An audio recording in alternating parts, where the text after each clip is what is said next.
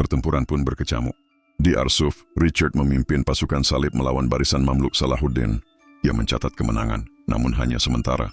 Salahuddin tidak pernah sepenuhnya dikalahkan. Ia surut, menata ulang dan menyerang kembali. Namun di sela-sela perang, terjadi sesuatu yang tak terduga. Rasa hormat tumbuh di antara dua raja ini. Suatu hari kuda Richard ditembak panah dan mati. Salahuddin mengirim 2 kuda terbaiknya sebagai ganti, tanpa diminta. Ketika Richard jatuh sakit karena demam, Salahuddin mengirimkan buah-buahan, es, dan tabib terbaiknya.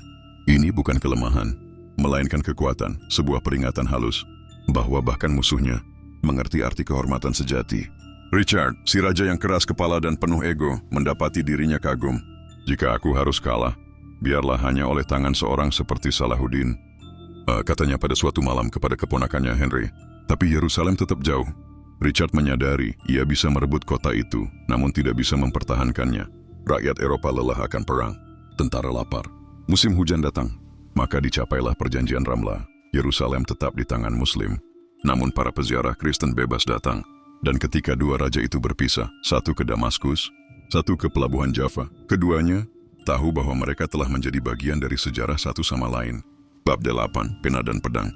Namaku Al-Qadi Al-Fadil. Aku menulis kata demi kata siang dan malam dalam cahaya lentera di Damaskus. Aku adalah penulis surat pencatat perjanjian dan saksi hidup atas keagungan pria yang dunia kenal sebagai Salahuddin Al-Ayyubi.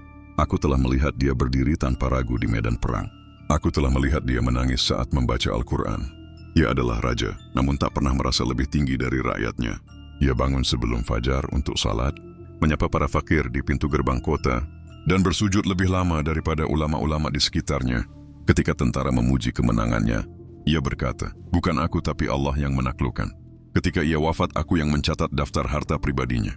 Tidak ada emas, tidak ada tanah, tidak ada istana pribadi. Hanya satu jubah tua, satu salinan Al-Quran, dan beberapa koin perak. Para ulama menangis, para jenderal menunduk. Musuh-musuhnya mengirim pesan belasungkawa. Dan aku di antara semua itu, menyadari satu hal, bahwa kehidupan seorang manusia bisa membelah sejarah, bahwa pena dan pedang bisa hidup berdampingan.